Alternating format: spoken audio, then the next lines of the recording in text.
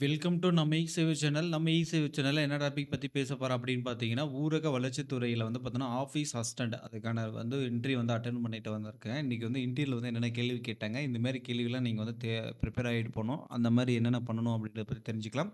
நம்ம இ-சேவை சேனல வந்து first time பார்க்கணும்னா மறக்காம வந்து சப்ஸ்கிரைப் பண்ணிருங்க. வீடியோ வந்து ஸ்கிப் பண்ணாம பாருங்க. அப்பதான் சொல்லக்கூடிய தகவல் முழுமையா வந்து சேரும். வாங்க வீடியோக்குள்ள போகலாம்.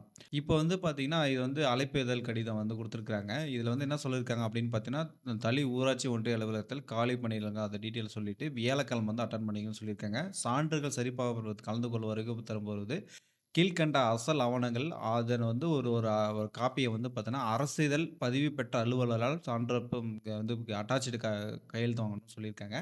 இது வந்துங்க அட்டாச்டு காப்பி எடுத்துக்கணும். அது வந்து என்னென்ன காப்பி எடுக்கணும் அப்படின்னு பார்த்தீங்கன்னா, உங்களுக்கு வந்து குடும்ப அட்டை, ஆதார் அட்டை, TC, voter ID, mark list, community certificate, employment card, photo, corona நோயால் பெற்றோர் இருந்திருப்பின் அதுக்கான சான்றிதழ், விதவை சான்றிதழ், அதுக்கப்புறம் இணையதளத்தில் பதிவேற்றத்தில் சான்றிதழ். இது 11 டாக்குமெண்ட் எடுத்துட்டு, இதெல்லாமே ஒரு அட்டாச் பண்ணி நீங்க வந்து பார்த்தீங்கன்னா, எது எது உங்களுக்கு வந்து தகுதியா இருக்கோ, அது மட்டும் நீங்க எடுத்துட்டு போணும். நீ என்கிட்ட இல்ல, அது இல்லன்றதெல்லாம் தேவையில்ல. இப்ப எடுத்து எக்ஸாம்பிளுக்கு ஒரு 7 டாக்குமெண்ட் தான் கரெக்ட்டா என்கிட்ட இருக்கு அப்படின்னா, 7க்கு 7ஓட ஒரிஜினல் வந்து கம்பல்சரி எடுத்துட்டு போணும். எடுத்துட்டு போயிட்ட உடனே வந்து பார்த்தீங்கன்னா, நோட்டீஸ் போர்ட்ல இது வந்து பார்த்தீங்கன்னா, டேபிள் 1, டேபிள் 2, டேபிள் 3 அப்படின்னு ஒட்டி, அதில வந்து டேபிள் வந்து யார் எந்த இடத்துல இருக்கு அப்படின்னு ஒட்டியிருப்பாங்க. அந்த டேபிள் 1ல நீங்க வந்து எந்த இடத்துல இன்டர்வியூ வந்து அட்டெண்ட் பண்ணணும் அப்படின்றதும் நீங்க வந்து இருக்கும். அது வந்து நீங்க தெளிவா பார்த்துட்டு, நீங்க வந்து அந்த இன்டர்வியூ வந்து அட்டெண்ட் பண்ணணும்.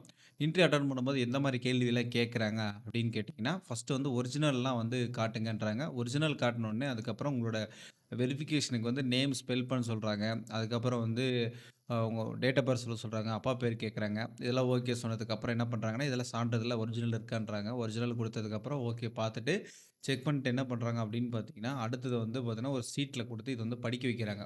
நான் வந்து படிக்கும்போது, படிச்சுட்டே வந்துட்டே இருக்கும்போது வந்து பார்த்தீங்கன்னா, 33 ஒதுக்கீடு வழங்கப்பட்டு இருக்கிறது. பெண்களுக்கு அப்படின்னு சொல்லிட்டு இதுவரைக்கும் தான் படிச்சேன். அதுவரைக்கும் படிச்ச உடனே என்ன பண்ணாங்க, "சரி போதும்பா" அப்படின்ட்டாங்க. அதுக்கப்புறம் என்ன பண்ணாங்கன்னா, இத வந்து இன்னொரு மெத்தேட்ல வந்து அவங்களே சொல்றாங்க. எப்படின்னா, அ அ இட ஒதுக்கீடு வந்து தமிழ்நாட்டுல வந்து தற்போது எப்படி நடைமுறைப்படுத்தப்பட்டுள்ளது அப்படின்னு சொல்லிட்டு. அதுக்கு வந்து நீங்க வந்து மேனுவலா வந்து எழுதணும்.